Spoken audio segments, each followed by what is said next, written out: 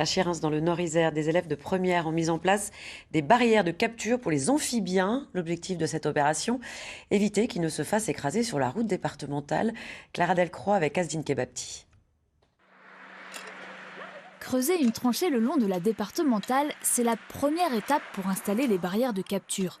Elles permettront de protéger les amphibiens. Mais pour ça, il faut être dans le bon timing à la fin de l'hiver. En fait, ils sortent de l'hibernation pour aller se reproduire. Et c'est à ce moment-là que du coup, ils traversent et du coup, ils sont écrasés. Avec les filets, les amphibiens sont bloqués et tombent dans des seaux. Chaque jour, des bénévoles les récupèrent et leur font traverser la route en toute sécurité. Car à Chérins, la population d'amphibiens est particulièrement riche. Il y a une espèce de salamandre, il y a 2 espèces de crapauds, 3 espèces de grenouilles et 3 espèces de tritons.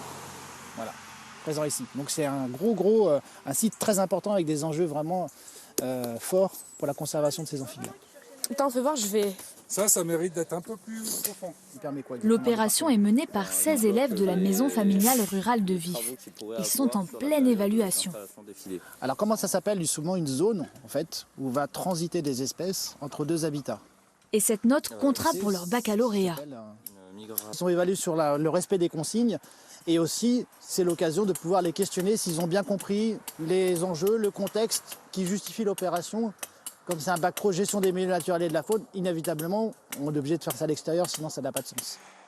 La LPO, Ligue pour la protection des oiseaux, coordonne ce chantier. Faute de pouvoir installer un dispositif permanent, elle intervient ici depuis 20 ans chaque année. Le département a déjà fait des passages à faune dans d'autres endroits, comme par exemple chez Aravine, un petit peu plus loin. Mais faire sur cette route-là, ça serait assez compliqué à cause de la gestion des niveaux d'eau dans les parties humides de part et d'autre des routes. Donc on maintient cette action temporaire de sauvetage chaque année. Au printemps dernier, 700 amphibiens ont été sauvés. Certaines années, ce chiffre remontait à 1500 individus. C'est une adaptation au cinéma très attendue, celle de Toby Lollness, un des livres les plus lus aujourd'hui par les